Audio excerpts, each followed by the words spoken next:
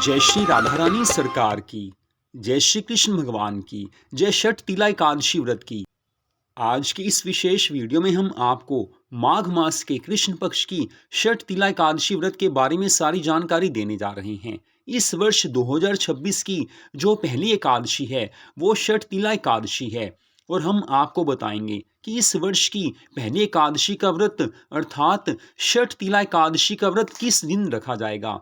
छठ तिला एकादशी के व्रत का शुभ मुहूर्त कौन सा है, व्रत की पारना का शुभ मुहूर्त कौन सा है और व्रत किस विधि से रखा जाता है, ये सारी जानकारी इस वीडियो में हम आपको देने जा रहे हैं। तो सबसे पहली बात यह है कि माघ मास के कृष्ण पक्ष की एकादशी को छठ तिला एकादशी के नाम से जाना जाता है। इस विशेष दिन में तिल से मिले हुए जल से स्नान करना चाहिए, तिल का उबटन लगाना चाहिए, तिल से ही हवन करना चाहिए, तिल मिलाया हुआ जल पीना चाहिए, तिल का दान करना चाहिए और तिल को भोजन के काम में लेना चाहिए। 6 कार्यों में इस दिन तिल का प्रयोग किया जाता है, इस कारण इसे छठ तिला एकादशी के नाम से जाना जाता है। तो इस वर्ष 2026 में माघ मास के कृष्ण पक्ष की छठ तिला एकादशी का व्रत 14 जनवरी 2026 दिन बुधवार को रखा जाएगा। एकादशी तिथि का शुभारंभ 13 जनवरी 2026 दिन मंगलवार को दोपहर 3:17 पर हो रहा है और एकादशी तिथि की समाप्ति 14 जनवरी 2026 दिन बुधवार को सायं 5:52 पर हो जाएगी।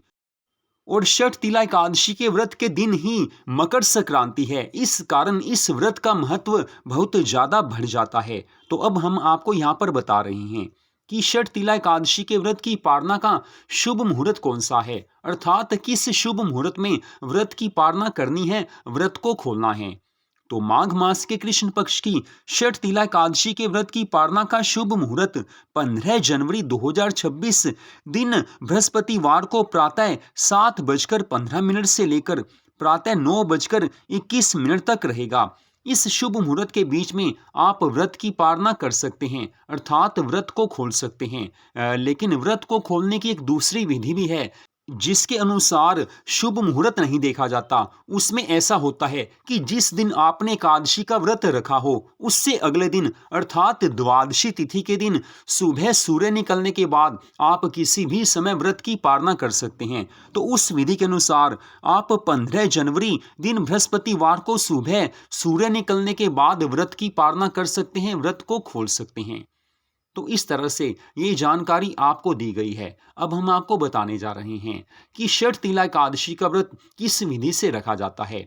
जो भक्त इस व्रत को रखना चाहते हैं उन्हें चाहिए कि छठ तिला एकादशी व्रत के दिन अर्थात 14 जनवरी दिन बुधवार को सुबह जल्दी उठ जाएं, नहा धोकर पवित्र हो जाएं। नहाने के जल में थोड़े से तिल मिला लेना चाहिए और गंगा जल अगर घर में है तो गंगा जल भी मिला लीजिए, इससे भगवान की अनंत कृपा मिल जाती है। गंगा जल घर में नहीं है तो स्नान करते समय हर हर गंगे हर हर गंगे इस तरह से माँ गंगा जी के नामों का उच्चारण कीजिए, माँ गंगा जी की याद कीजिए, भगवान की कृपा मिलेगी, माँ गंगा प्रसन्न हो जाएंगी, गंगा स्नान का पुण्य फल मिल जाएगा। इसके बाद साफ सुथरे वस्त्र पहनकर आप भगवान जी का पूजन करें। श्री लक्ष्मी नारायण भगवान जी की पूजा करनी चाहिए, श्री राधा कृष्ण भगवान जी की पूजा करनी चाहिए, तुलसी माता का पूजन भी अवश्य करना चाहिए। और इस विशेष दिन में गंगा माँ का पूजन करने से भगवान की अनंत कृपा मिलती है। माँ गंगा जन्मों जन्मों के पापों को नष्ट कर डालती हैं और जिसके पाप नष्ट हो जाते हैं उसके जीवन में सुख शांति आनंद अपने आप आने लगते हैं। तो माँ गंगा जी का पूजन भी अवश्य करना चाहिए। पूजन में धूप दीप फल जल का प्रयोग किया जाता है। पूजन के बाद आप छठ तिला एकादशी व्रत की कथा को पढ़ें या सुनें, क्योंकि व्रत वाले दिन व्रत की कथा को पढ़ना या सुनना जरूरी होता है। वैसे हमारे चैनल पर भी आपको छठ तिला एकादशी व्रत की कथा सुनने को मिल जाएगी। सुबह के पूजन के बाद भगवान जी की आरती अवश्य करें, आरती करना आवश्यक होता है। उसके बाद सारा दिन भगवान जी को याद कीजिए, भगवान के किसी भी नाम का जाप कीजिए। भगवान का जो नाम आपको सबसे प्यारा लगता हो, जिस नाम के ऊपर आपकी पूरी श्रद्धा है, उसी नाम का जाप कीजिए। भगवान के हर नाम में पूरी शक्ति समाई हुई है। आप किसी भी नाम का जाप करेंगे, भगवान पूरी कृपा करेंगे। उसके बाद बात आती है कि षठ तिला एकादशी के व्रत के दिन आप क्या खा सकते हैं। तो अगर आप भोजन करना चाहते हैं तो एक समय एकादशी के व्रत वाला भोजन कर सकते हैं, बाकी समय आप दूध पी सकते हैं। अगर आप चाय पीते हैं तो चाय पी सकते हैं, फल खा सकते हैं, लेकिन भोजन आपने एक समय ही करना है और वो भी एकादशी के व्रत वाला भोजन ही होना चाहिए। अब अगली बात ये आती है कि सायंकाल में भी आपने भगवान जी की पूरी श्रद्धा भावना से पूजा आराधना करनी है। रात्रि काल आने पर आप मध्य रात्रि 12 बजे तक रात्रि जागरण अवश्य करें। इससे भगवान बहुत ज़्यादा प्रसन्न हो जाते हैं। मध्य रात्रि 12 बजे तक रात्रि जागरण में आप भगवान के नामों का जाप कर सकते हैं, भगवान के नाम का संकीर्तन कर सकते हैं और ज़्यादा कुछ नहीं भी हो सकता तो आप घर में रजाई में बैठकर ही भगवान जी के नामों को याद कर सकते हैं, जाप कर सकते हैं या भगवान की किसी भी तरह से याद कर सकते हैं। तो ऐसे करने से भगवान प्रसन्न होते हैं। लेकिन अगर आप मध्य रात्रि 12 बजे तक रात्रि जागरण नहीं कर सकते तो जिस समय आप सोने लगें उस समय आप भगवान जी को याद कीजिए, भगवान जी के नामों का थोड़ा सा जाप कीजिए, भगवान की पूरी कृपा मिलेगी। और उसके बाद अगले दिन अर्थात 15 जनवरी दिन बृहस्पतिवार को सुबह आपने एकादशी के व्रत की पालना करनी है, व्रत को खोलना है, जिसके बारे में आपको पहले ही बता दिया गया है।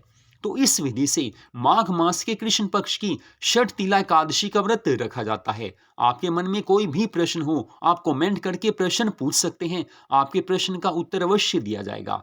माघ मास के कृष्ण पक्ष की षठ तिला एकादशी व्रत की कथा को भी आप हमारे चैनल पर जरूर सुने। जय श्री राधा रानी सरकार की, जय श्री कृष्ण भगवान की, जय षठ तिला एकादशी व्रत की, जय सदगुरुदेव श्री बंसी वाले महाराज की। जय जय श्री राधे, जय जय श्री राधे, जय जय श्री राधे श्याम।